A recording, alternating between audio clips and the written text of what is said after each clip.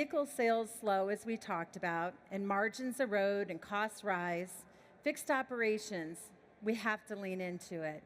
So I'm going to ask you, as a CEO of a dealer group, what mind shift change has to happen in the dealerships to really make fixed operations the profitability center and identify revenue leaks? And where is it eroding? How do we make that happen today in dealerships? Well, first of all, fixed ops and fixed coverage is extremely important today with the margins in the front end shrinking.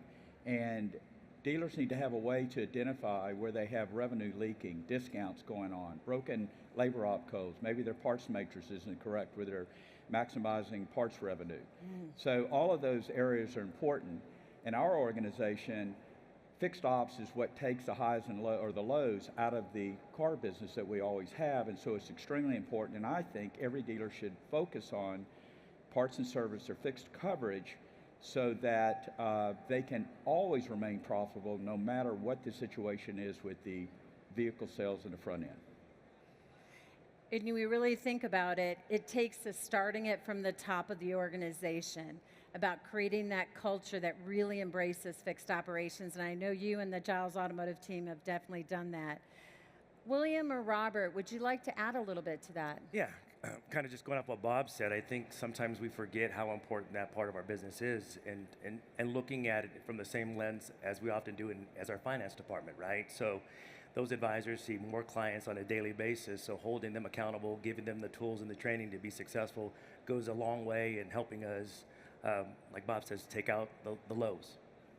Love it. Yeah, I think I would say, you know, the irony is the symmetry between the two halves. You know, everything that we focus on in the variable department in units and PVR, we're looking at the same things in fixed when we're looking at our row count and when we're looking at gross per row, and so there's a ton of parallels between the two, and I think for a long time, fixed was an afterthought.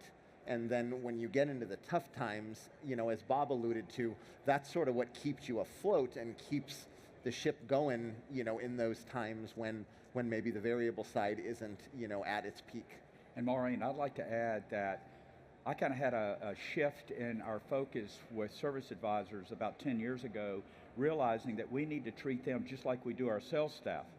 And they're not order takers, okay? We need them to identify customer needs and sell the customer on the needs that they have found on their vehicle and maximize the gross profit on every repair order. And being able to really see that data to drive those decisions and coaching. And I think if most dealers would look at the amount of gross profit produced per person, that your advisors produce way more gross profit than any salesperson you have on the floor. And at a higher margin, I would say. And at a higher margin. We love that, right? Yeah. Erosion margin has been a very big topic here at NADA.